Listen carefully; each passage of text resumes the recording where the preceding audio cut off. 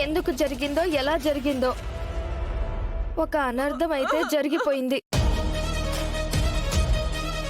దీనికి బావగారు ఖచ్చితంగా న్యాయం చేస్తారు. నువ్వు బాధపడకక్క.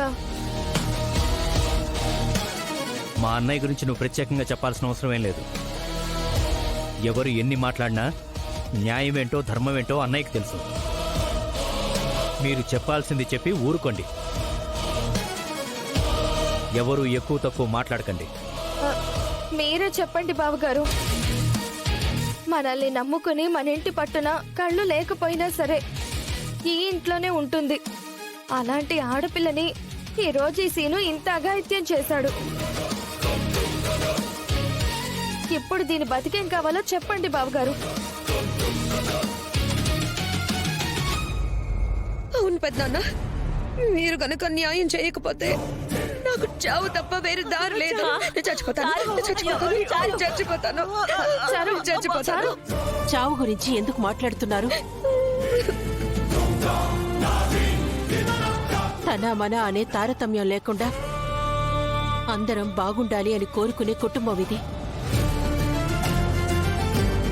ఇక్కడ అశుభాలు మాట్లాడకండి. అలా అయితే మేం బాగుండాలని కోరుకుని మాకు న్యాయం చేయండి అమ్మా, న్యాయం చేయండి.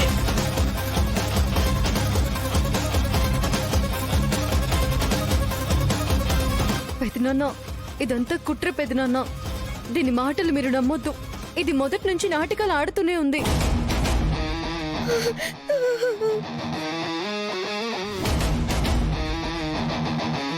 అవును మావయ్య, చారు చెప్పిందంతా అబద్ధం. అయ్యయ్యో, అక్కడేం జరగలేదు మావయ్య.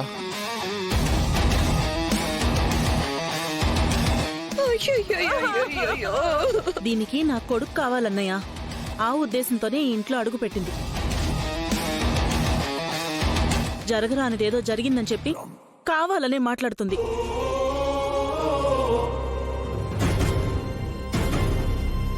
అవును పెదనాన్న, మా ఇద్దరిని విడదీసి శ్రీనుని సొంతం చేసుకోవాలని నాటకం ఆడుతుంది. అయ్యో అయ్యో భగవంతుడా.